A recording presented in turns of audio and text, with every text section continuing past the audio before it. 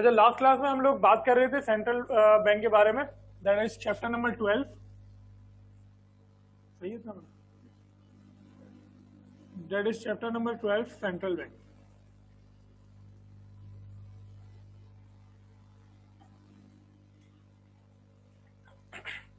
अच्छा, chapter number 12 central bank क्या है हमारे पास? सेंट्रल बैंक, जैसे कि हम पहली क्लासेस में डिस्कस कर चुके हैं कि सेंट्रल बैंक हमारे पास एक ऐसा बैंक है जो तमाम बैंक्स को ओवरहेड करता है। कौन से वाले बैंक्स को ओवरहेड करता है हमारे पास? वो वाले बैंक्स जो कि कमर्शियल बैंक्स कहलाते हैं, उनको हो हेड करता है, उनको लीड करता है, राइट। अच्छा, कमर्शियल बैंक में कौन से हैं ये हम ऑलरेडी पिछले लेक्चर्स में डिस्कस कर चुके हैं कि सर HBL, मिजान, MCB, ठीक है, और भी जो आपने देखे हुए Askari and so on, right. वो सारे के सारे बैंक जो है ना वो हमारे पास कमर्शियल बैंक्स में आ गए। इनको हेड करता है, इनको लीड करता है। दूसरी बात ये कि जो सेंट्रल बैंक की तादाद है ना वो 1 इन एवरी कंट्री होती है, 1 इन एवरी कंट्री, यानी हर कंट्री में कितने मिलेंगे आपको? सिर्फ और सिर्फ एक ही मिलेगा। और इनकी तादाद तो काफी सारी हो सकती है, ठीक है जी। सो हमारे पास सेंट्रल बैंक का काम सिर्फ और सिर्फ कमर्शियल बैंक को लीड करना, कमर्शियल बैंक को हेड करना नहीं होता। हमारे पास सेंट्रल बैंक का काम जो है वो पूरे फाइनेंशियल सिस्टम को चलाना होता है ना। What is the financial system? हमारे पास फाइनेंशियल सिस्टम क्या है?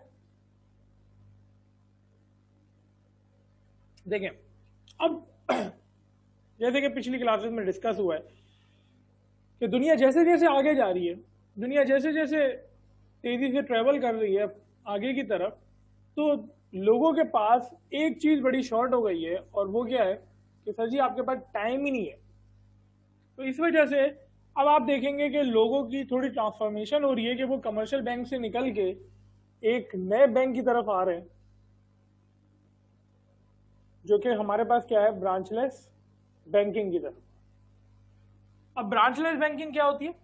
ब्रांचलेस किसी भी वर्ड के साथ इंग्लिश में अगर लेस लगा हुआ है तो इट मीन्स उसके अंदर पहले वाली चीज नहीं है, उसकी ब्रांच ही नहीं है, ठीक है। ब्रांच लेस मीन्स जिसकी ब्रांच मौजूद ही नहीं है, जिसकी ब्रांच है ही नहीं। अच्छा, वो कौन सी बैंकिंग है और इसका कॉन्सेप्ट क्या है? देखिए, आपके पास 3G आया था, फिर आपके पास 4G आया, और अपकमिंग में अब आपके पास 5G आ रहा है।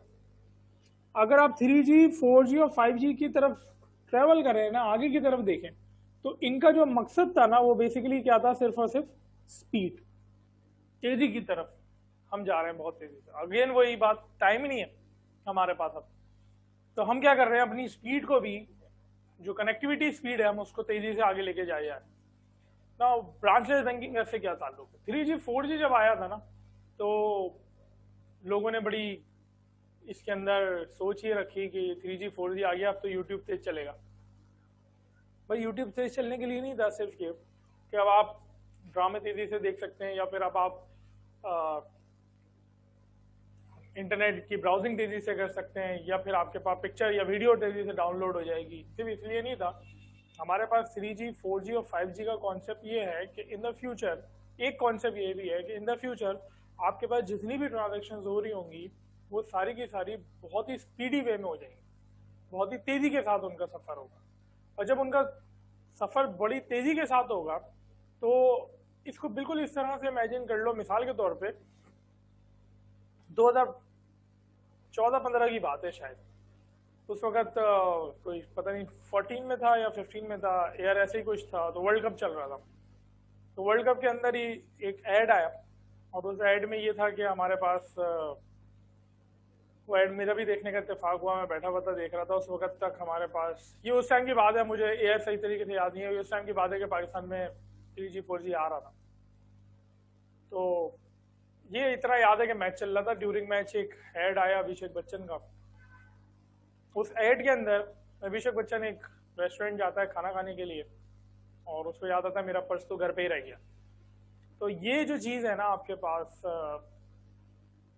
ट्रांजैक्शन की, वो इस तरह से भी हो रही है, जो मैं आगे बात बयान कर रहा हूँ, कि वो जब वॉलेट निकालता है अपना, उसको देखता है ना कार्ड है उसके पास ना कैश है, तो अपना मोबाइल निकालता है, पेमेंट ट्रांसफर करता है मोबाइल के थ्रू। ये बिल्कुल ऐसा है जैसे कि इजी पैसा के थ्रू आपने कर दिया, तो वो पेमेंट ट्रांसफर करता है और थोड़ी सी देर के अंदर ना ये पेमेंट निकलती है और ट्रांसफर हो जाती है और अभिषेक के अकाउंट से निकलती है और वो सामने रेस्टोरेंट वाले के अकाउंट में, मतलब 2 मैसेज आते हैं, पेमेंट डिडक्शन के और पेमेंट रिसीव के, and the payment is transferred. इसको बिल्कुल आप ऐसे ही तसव्वुर करें कि in the future, near future, अब तो नियर फ्यूचर हो गया क्योंकि पाकिस्तान में ये चीज़ कॉमन होती आ रही है कि आइंदा आने वाले 2, 3, 4 साल बाद आप सब्जी लेने के लिए जा रहे होंगे और सब्जी वाले के पास एक बार कोड रखा हुआ होगा। तो बिल्कुल बार कोड ऐसा ही है जैसे कि आज हाइपर स्टार और इम्तियाज पे होता है। जब आप उनके चेकआउट काउंटर पे जाते हैं तो चेकआउट करवाते वक्त आप सारी पेमेंट के बाद आपके मुख्तलिफ ऑप्शन है, आप उसको करेंसी दे सकते हैं, आप उसको प्लास्टिक करेंसी दे सकते हैं यानी कि अपना कार्ड से पे कर सकते हैं। एक तरीका और भी आपके पास पे करने के लिए और वो है QR कोड। ठीक है, जिनका भी ये इत्तेफाक नहीं हुआ है देखने का, जिन्होंने भी नहीं देखा है वो देखे उसको, एक ऑप्शन आपके पास QR कोड भी। अब आपने क्या करना है, मोबाइल निकालना है। अच्छा, फिर इसके लिए डिपेंडेंट है कि आपके पास ऑलरेडी मोबाइल की सेटिंग हुई भी हो, मतलब मोबाइल आपका बैंक अकाउंट से जुड़ा हुआ हो और आपकी जैसे ही आपने QR कोड स्कैन किया आपके पास पेमेंट डिडक्शन का मैसेज आ जाएगा। सो ये जो चीज़ें हैं ना आपके पास, ये फ्यूचर है, राइट। फ्यूचर में तुम्हारे पास ये जो तुम्हारे कागज के नोट है ना, ये नहीं होंगे। इनकी जगह जो है वो कौन ले लेगा, डिजिटल करेंसी ले लेगी। जैसे कि आज करीम और उबर के अंदर तुम्हारे पास डिजिटल करेंसी आ गई, बाइकिया के अंदर, फूड पांडा के अंदर तुम्हारी डिजिटल करेंसी आ गई है। फूड पांडा तो फिर भी नहीं दे रहा, लेकिन करीम और उबर को तो तुम ट्रैवल करते हो और फिर उसके बाद तुम ड्राइवर से बोल देते हो कि ये जो अमाउंट वट जो भी बचा है अगर ये आपके वॉलेट में क्या कर दे, क्रेडिट कर दे या आपके वॉलेट में डाल दे। अच्छा, रियलिटी में वो अकाउंट कहीं पे मौजूद नहीं होता, वो सिर्फ आपकी मोबाइल स्क्रीन पे दिख रहा होता है कि आपका इतना बैलेंस पड़ा हुआ है। In the future, in the next right, आप अपने उसी बैलेंस को इस्तेमाल कर सकते हैं और अपने नेक्स्ट अमाउंट से या तो डिडक्ट करवा लें या उसी से पे कर दें, वॉट एवर। तो हमारे पास ब्रांचलेस बैंकिंग इसी तरीके की एक चीज़ है कि हम इन द फ्यूचर जब ट्रैवलिंग करें, जब हम इन द फ्यूचर ट्रांजेक्शन करेंगे तो हमारी ट्रांजेक्शन्स के लिए आज जो ब्रांचेस मौजूद हैं, क्योंकि ब्रांचेस भी एवोल्यूशन है हमारे पास, वक्त के साथ साथ हमारे पास एवोल्यूशन हुआ है, वक्त के साथ साथ हमारे पास चेंजिंग हुई है। तो इन द फ्यूचर जब भी अब ट्रांजेक्शन हुआ करेंगी तो वो ब्रांच आके नहीं, क्योंकि मैटर टाइम ही है, टाइम ही नहीं है तुम्हारे पास। इन द फ्यूचर जो भी तुम्हारी ट्रांजेक्शन्स हुआ करेंगी, जो भी तुम पे किया करोगे, वो सारी चीज़ें डिजिटल हो जाएंगी, हर चीज़ मोबाइल के अंदर आ जाएगी। और ये ज़्यादा दूर की कहानी नहीं है, कहानी है तकरीबन 2, 4, 5 सालों के पास, राइट। तो ब्रांचलेस बैंकिंग क्या है? ऐसी बैंकिंग जिसके अंदर ब्रांचेस इन्वॉल्व नहीं होंगी, जिसके अंदर ट्रांजेक्शन्स जो है वो आपके पास किस तरह हो रही होगी, through the use of mobile. मतलब इसके अंदर जो ट्रांजेक्शन होती है वो through the use of devices बोलते हैं, तो लैपटॉप भी इंक्लूड हो जाएंगे इसके अंदर, ठीक है। मोबाइल लिखेंगे तो लैपटॉप इंक्लूड नहीं होगा, through the use of devices आपके पास बैंकिंग हुआ करेगी। तो सेंट्रल बैंक तो इसको भी ओवरलुक करता है। ब्रांचलेस बैंकिंग के अंदर कौन आ जाता है? तुम्हारे पास टेलीनॉर आ जाता है। ब्रांचलेस बैंकिंग के अंदर कौन आ जाता है? तुम्हारे पास जैस कैश आ जाता है। ब्रांचलेस बैंकिंग के अंदर तुम्हारे पास यू बैंक भी है, इसका नाम बहुत कम लोगों ने सुना है, ये बड़े हिट है मार्केट के अंदर, राइट। तो आपके पास जो ऑप्शन है बैंकिंग करने के आज, वो सिर्फ ये नहीं है, वो ये भी है हमारे पास। तो सेंट्रल बैंक इनको भी ओवरलुक करता है, ये भी सेंट्रल बैंक के अंडर ही आते हैं, यानी जितने भी टेलीनॉर वाले हैं। अच्छा, टेलीनॉर का जो प्रोडक्ट है ना वो इजी पैसा है। लोग अक्सर बेशतर समझते हैं कि सर ये जो है ना वो बैंक है, नहीं। टेलीनॉर का जो बैंक है ना उसका नाम जो है वो आपके पास ये है, Telenor micro finance bank, Telenor micro finance bank. लेकिन टेलीनॉर का जो प्रोडक्ट है ना तुम्हारे पास, इसका जो प्रोडक्ट है वो कहलाता है तुम्हारे पास टेलीनॉर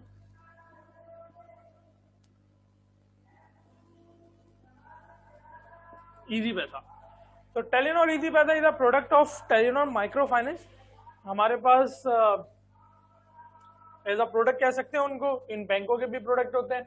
इसी तरीके से जैज माइक्रो फाइनेंस, उसका प्रोडक्ट का नाम है जैज कैश, राइट। तो सेंट्रल बैंक तो इन लोगों को भी ओवरलुक करता है, सेंट्रल बैंक इनको भी चला रहा है। तो अगर हम एज अ होल देखें ना तो हम ये कहेंगे कि सर ये पूरा, यानी यहां से लेके यहां तक जो है ना, ये हमारा फाइनेंशियल सिस्टम है कंट्री का, फाइनेंशियल सिस्टम है ऑफ आवर कंट्री, हमारा पूरा फाइनेंशियल सिस्टम। फाइनेंशियल सिस्टम मतलब आपका पैसे से रिलेटेड, वो आपका काम, वो आपकी चीजें जिसमें क्या इंक्लूड होता है आपके पास, पैसे इंक्लूड हो यानी मनी इंक्लूड हो आपके पास, तो वो उस चीज के अंदर जो है ना वो आपके पास पूरा सिस्टम आ जाता है। उसमें इजी पैसा भी आ जाएगा, उसमें जैज कैश भी आ जाएगा, उसमें कमर्शियल बैंक्स भी आ जाएंगे सारे के सारे हमारे पास। So these all are the functions of central bank. तो भाई ये इसका बैकग्राउंड ओवरव्यू था, ये इसकी चीजें थी हमारे पास जिसके अंदर हम जो है वो सेंट्रल बैंक के बारे में पढ़ेंगे। तो इसका चैप्टर नंबर 12 तुम्हारे पास पेज नंबर इंडेक्स में से देख लो,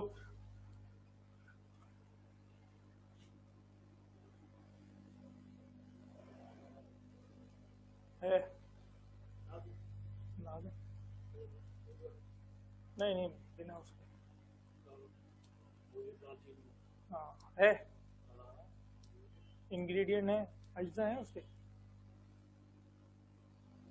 नहीं है बस दाल ने वही दिलाया ना। अच्छा और वो क्या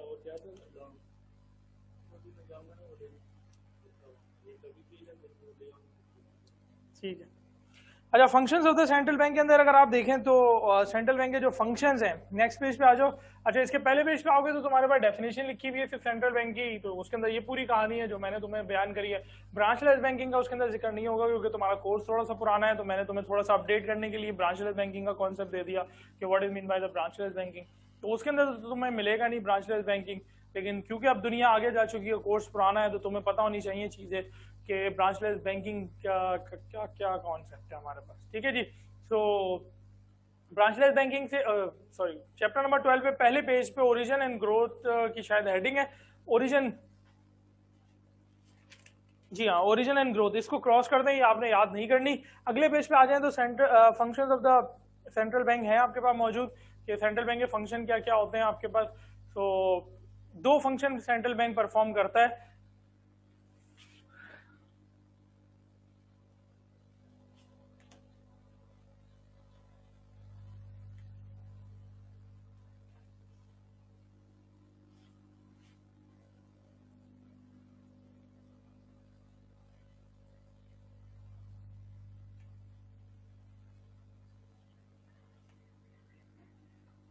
सेंट्रल बैंक जो है वो हमारे पास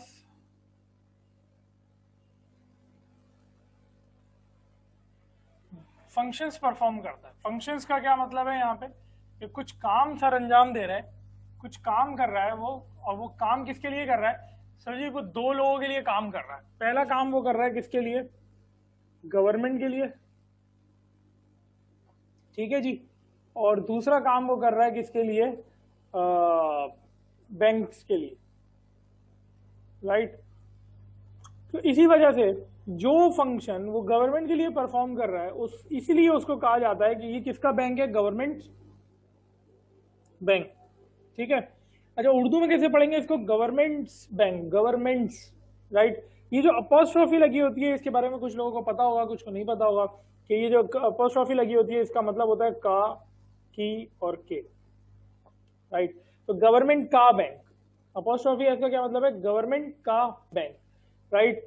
सो इसी तरीके से बैंक, ये सारे के सारे जितने भी बैंक हैं उनके लिए भी परफॉर्म करता है फंक्शन। तो इसके लिए हम कह देते हैं कि ये बैंकर्स बैंक है। अब क्योंकि बैंकर्स बैंक, ये अपोस्ट्रोफी कभी कभार यार जिनको इन्फॉर्मेशन नहीं है वो देख ले, कभी कभार ऐसे लगता है और कभी कभार ना ये ऐसे लगता है। ऐसे ये तब लगता है जब कोई वर्ड एस पर ही खत्म हो रहा हो, और ऐसे तब लगता है जब कोई वर्ड एस पे नहीं खत्म हो रहा, तो उसके लिए हम लगाते हैं इस तरीके से, राइट। तो जिनको नहीं पता देख लें। तो ये बैंकर्स बैंक तमाम बैंकों का बैंक है, ये तमाम बैंकों को हेड करता है। तो गवर्नमेंट के लिए कुछ फंक्शन परफॉर्म करता है और कुछ फंक्शन जो है वो बैंकों के लिए भी परफॉर्म करता है। जो गवर्नमेंट के लिए फंक्शन परफॉर्म कर रहा है उसमें पहला फंक्शन है तुम्हारे पास monopoly of issuing notes, right? Monopoly is an old term that has already been discussed in first year कि मोनोपोली क्या होती है तुम्हारे पास। मोनोपोली